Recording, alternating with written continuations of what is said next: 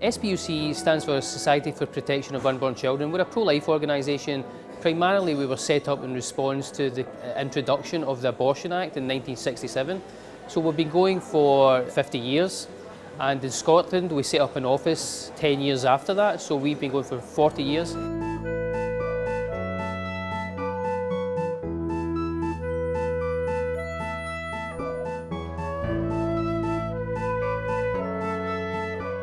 Our primary job is to promote the right to life. Now that now has extended so that we are working in areas around euthanasia, stem cell research, IVF, so we're raising the right to life in all those areas through a variety of projects. And one of the ways we try to promote a culture of life is by bringing people together at events such as this, a conference, or we have dinners, or we have initiatives for schools.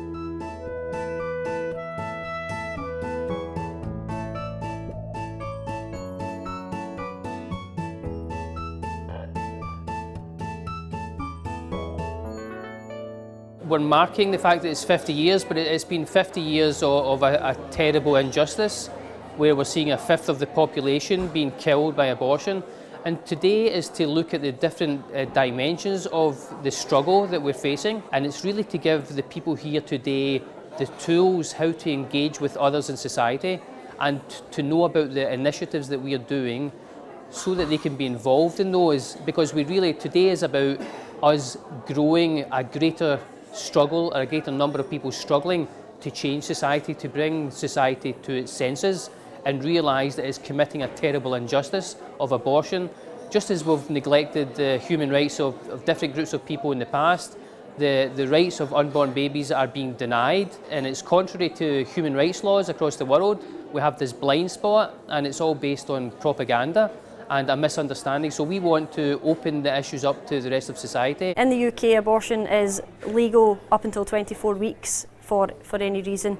But beyond that, if there is a suspected disability, it is allowed at the moment right up until birth. Since abortion law was introduced in Scotland, we've seen a deterioration in respect for human life in general. We've seen a disrespect for women in general. We've seen a disrespect for the family. So we've seen a social breakdown. We've seen a collapse in fertility rates, so we don't even know that we will be able to have a sustainable future simply because not enough people are being born.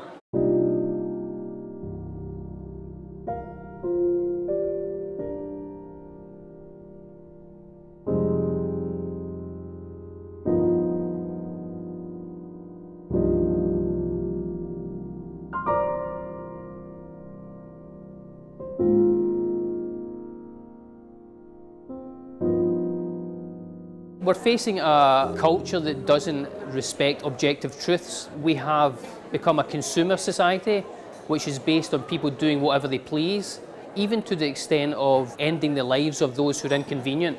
So we have a whole philosophical challenge about what does it actually mean to be human? Who deserves to be human? What is a human person? What is your life about? These are all questions that impact on the understanding of should life from conception be protected? The church finds itself, and Christian viewpoints find themselves under attack from a kind of false view of equality. And this false view of equality is attached to relativism, because relativism is the view that all viewpoints are equal and all lifestyles are equal. And of course the church says things like, well, we believe that, you know, the ideal form of the family is based on the marriage of a man and a woman, and that's held to be discrimination. We believe that human beings have the right to life from conception until natural death, and this is held to discriminate against women who want abortions. We're told our schools discriminate because they espouse a particular point of view, and you can't do that. We're told that if the church says that Jesus is the way, the truth and the life, that this is offensive to other religions and it treats those religions as less than equal.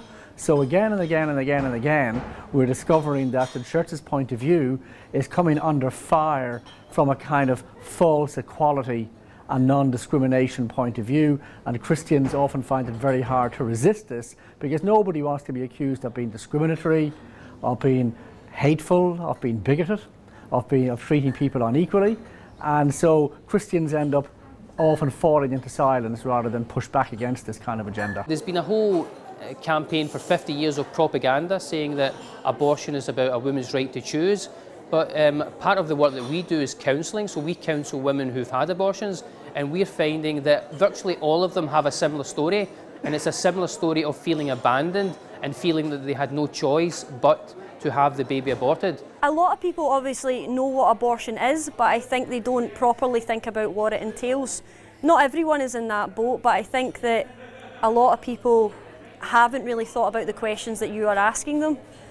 So when you engage with them and ask them questions and then they think about it, it's quite good because they may think about it in a different light. And a lot of time people think that people who are pro-life are trying to take rights away from women, when in fact we're trying to instill the rights of the unborn, which aren't already been given. But we also care about the woman as well, so we speak quite a lot about that, and we help people who are in a crisis pregnancy situation. We allow them to know where help is available. Also the work of Abortion Recovery Care and Helpline, so we can help people who have experienced abortion themselves and they may feel that they need some counselling or some help after abortion. So we're out there doing that on the street as well. The victim of abortion is of course the preborn child who has no voice, is incapable of defending herself, and is dismembered, decapitated, and disemboweled. Certainly women can be victimized by abortion as well, and it's important to realize that many women who have been hurt by abortion can find healing and can find hope through programs like Rachel's Vineyard and Silent No More Awareness as just two examples of help. In Scotland we have over 12,000 abortions every single year, which is 33 per day. But more so because I work for Abortion Recovery Care and Helpline, you do get calls not just from the women who are affected by that, but also maybe the man who is involved as well, the partner of the person who's pregnant, or even the grandparents of the baby as well who has sadly been aborted. So it causes a ripple effect, you know, so one person has the abortion but it affects a lot of people round about them if they know. A lot of the time, sometimes the woman would have the abortion but she can't talk about it because it's not something, she may not tell anyone. But if people do know, sometimes they may be affected by that as well, so it does affect greater society in that respect. So yes, every single year we are missing over 12,000 babies in Scotland, and across the UK is over 200,000. And if you add that to the, you know, the statistics from since the Abortion Act was introduced in 1967, it's almost 9 million babies that have been aborted that we know of. Since that time. So it's a lot of people to be missing in today's society across the UK. 98% of all abortions are for social reasons, and so basically what that means is it's because of, if they choose to keep the baby, their social circumstances they will feel that they are worse. So maybe they're in bad housing, or they're in a bad job situation, or they feel they don't have enough money, or they're not supported, or so it's not for any medical reasons. It's not for like the hard cases that people would talk about, you know, so if the woman was raped or if the baby's going to be handicapped or any of these things. The vast majority are done for social reasons.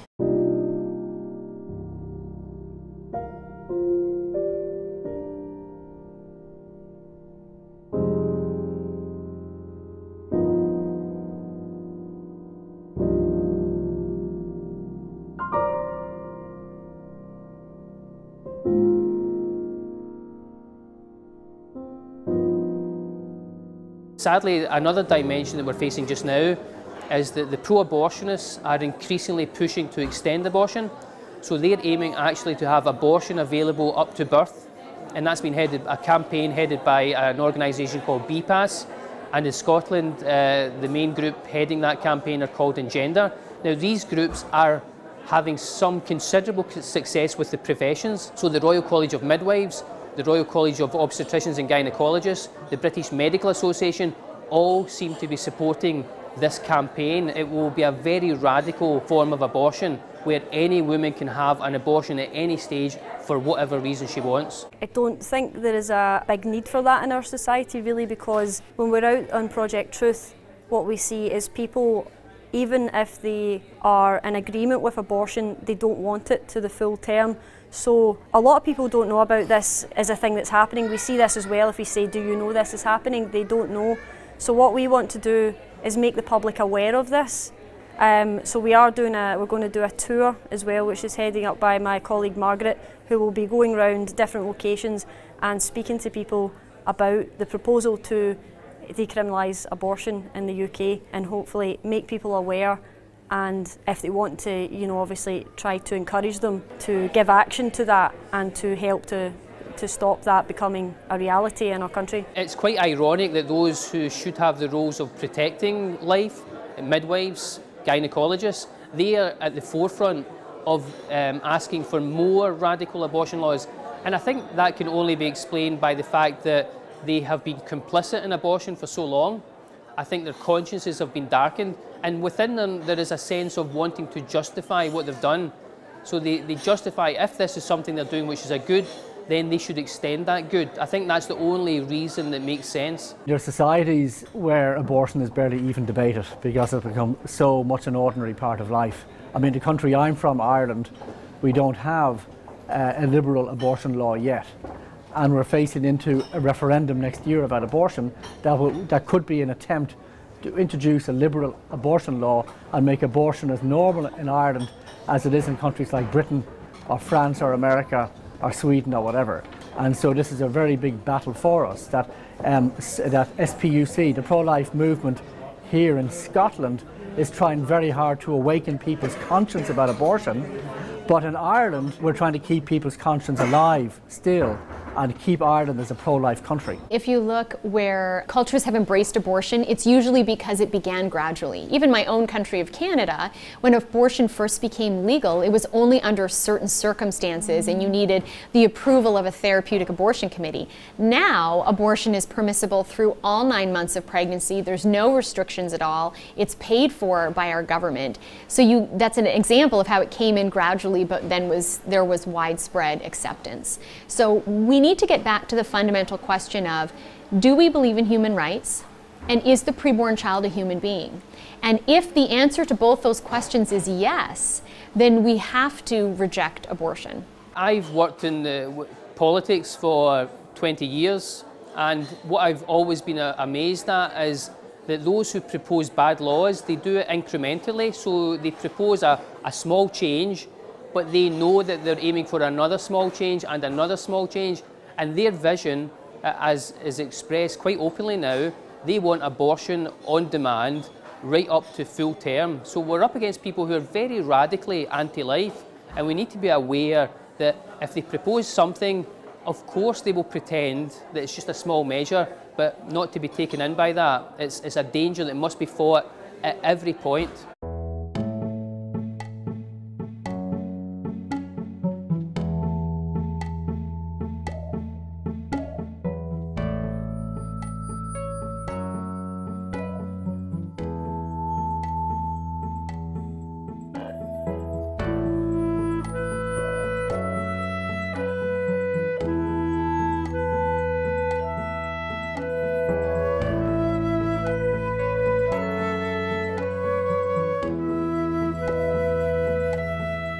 I got involved in the pro-life movement in 1982 when Pope John Paul II came to Scotland, and I was so inspired by what the Pope said during that visit.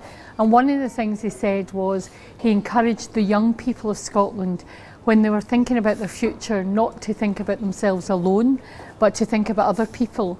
And so when I became involved in the pro-life movement, I had to try and decide how I could then make that be something I would do for other people.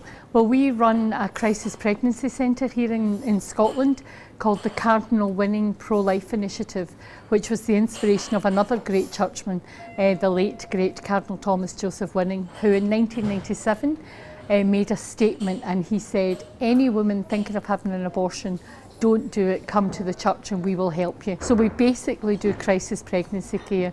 So people come to us who for whatever reason are thinking of having an abortion, and we try to support them to give them a real choice so that they don't have to go through with that. What I always say to people is, when you talk to them, they don't care how much you know, they want to know how much you care.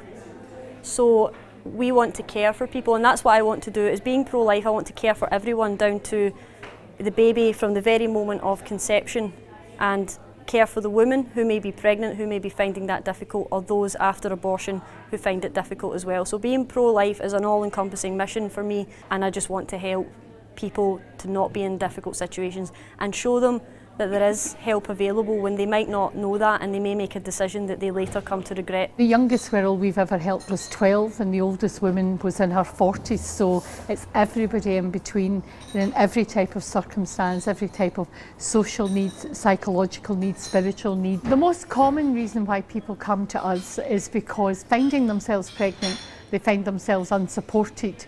So it's that the boyfriend has said, I wasn't looking for this baby, I don't want to have this baby, we don't know each other well enough.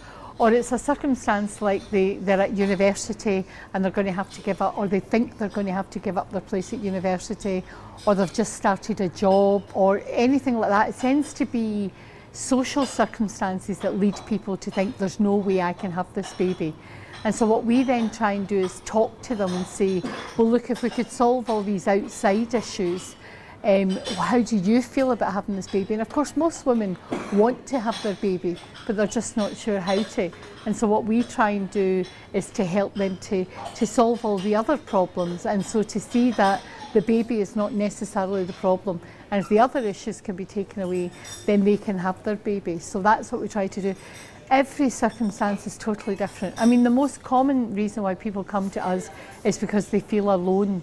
They feel that there's nobody there supporting them to have this baby. Everybody's telling them that abortion is the answer, it's the quick solution, it's the easy solution.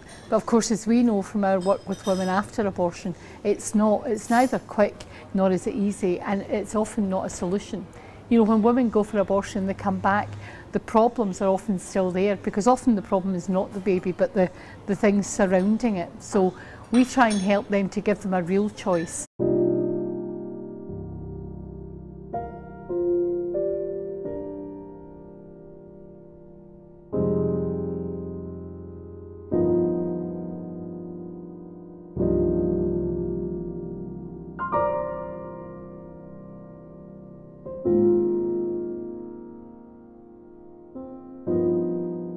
The whole debate around abortion is a classic idea of how language gets manipulated, a classic example. So, you know, we're told that I'm not pro-abortion, I'm pro-choice. And they will say that actually you're not dealing with a human being in the womb, and they use words like fetus and embryo, or it's not a person. So this is the kind of way the language gets manipulated. But Pope Benedict spoke about something called a dictatorship of relativism. And what he meant was, it's become much harder for people today to say, I believe there's a truth which we're all bound to obey and live our lives by. That we've got to abandon this notion because this notion is deemed to be offensive. So again, if you repeat the words of Jesus, that he is the way, the truth and the life, this is considered to be offensive to other religions, and we're told we must abandon this idea. People say that they're pro-choice, but they're there for the women's right to choose is what they stand for, but sometimes they might not understand what that completely entails for being pro-choice. It sounds good to have a choice, yes, I agree with that, we should have a choice, but should that choice take away the rights of another person as well? And that's what we're trying to come across. And a lot of people think that being pro-life means that you're a bad person and trying to sort of discriminate against women, but that's not what we are. So we want people to know that being pro-life is very caring. We care for everybody involved, the baby, the mother, the family surrounded by this difficult topic. The whole ideology behind abortion is this idea about choice. And we're seeing this brought into other areas. So if you take gender, the idea I can choose to be whatever gender I want, regardless of my physical sex. So I can choose from 100 different genders. And the fact that I'm physically male doesn't mean I can't choose to be female. Or if I'm physically female doesn't mean I can't choose to be male. And so the whole ideology of choice goes much beyond the abortion issue and extends into every area of life. So if the church tries to say, really it's best for the child if they're brought into the world and raised by the man and woman who had this child, we're accused again of being discriminating and again of being anti-choice by insisting that marriage is the most important thing. So the same ideology of choice that justifies abortion is used to justify all kinds of other choices that are not necessarily good for society or for people.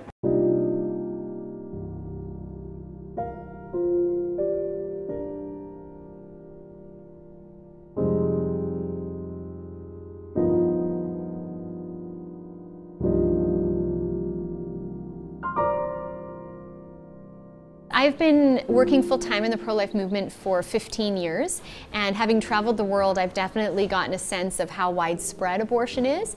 And yet the message of hope that I've taken away from everywhere I've gone is there are people working to build a culture of life, even though we're living in a culture of death. It is hard to see hope because there is so much reason for sorrow, and yet there are babies who are saved and not aborted, or there are women who've had abortions but come to healing sooner rather than later. And so with pro-life organizations like the Society for the Protection of Unborn Children and others, there really is a growing effort to try to save children from this widespread slaughter that is happening here and elsewhere. We see a lot of fruits of our work. We're very lucky because often we see the babies, you know, we see the women who've changed their mind, who've decided to keep their baby. And of course, one of the big issues is that when people come to us, they're terrified and they're thinking away in the future, you know, what if this happens, what if that happens? And it's making the choice that terrifies them. So once they've chosen to have their baby, they actually relax and they start to enjoy being pregnant and they start to look forward, as every mother would, to the birth of her child. Often having a baby changes people totally, you know, and suddenly what they couldn't do for themselves, they can do for their baby, you know. So women who've maybe been addicted to drugs or addicted to drink or have had very chaotic lifestyles, they will often say to us, I just don't want my baby to be brought up like I was brought up. And so that gives them a real chance to turn their life around.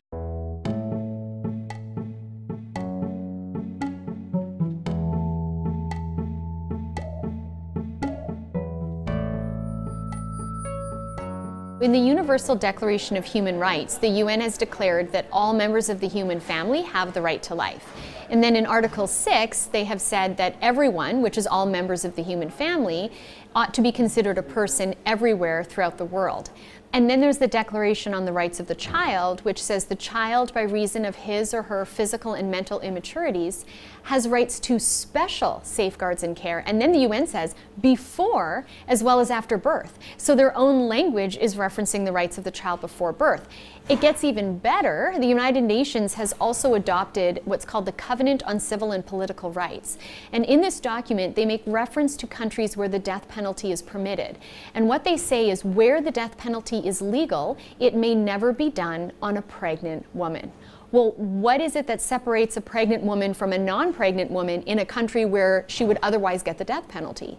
It's that within her guilty body is an innocent body. And regardless of what people think about the death penalty, both sides agree we should never kill the innocent. And so by that position, the UN is reinforcing the preborn child is an innocent person. It's possible there's legal abortion all over because people have convinced themselves the preborn child isn't a human, isn't a person, and abortion doesn't kill. But when you bring forward the evidence that the child is scientifically a human, is philosophically a person, and that abortion is destructive, and you look at these human rights doctrines, the only conclusion we can come to is that abortion ought to be rejected. It's a fight for humanity.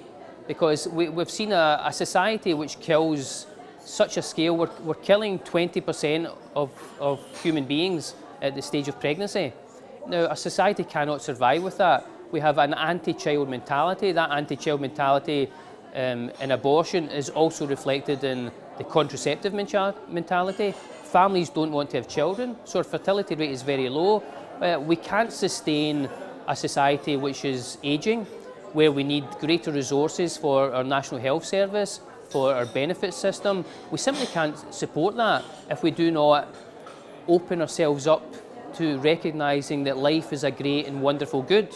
And so our society is in a very dark position just now. This is the most important fight, not just for this generation, but for future generations. We simply cannot see a prosperous future if we do not win this battle now.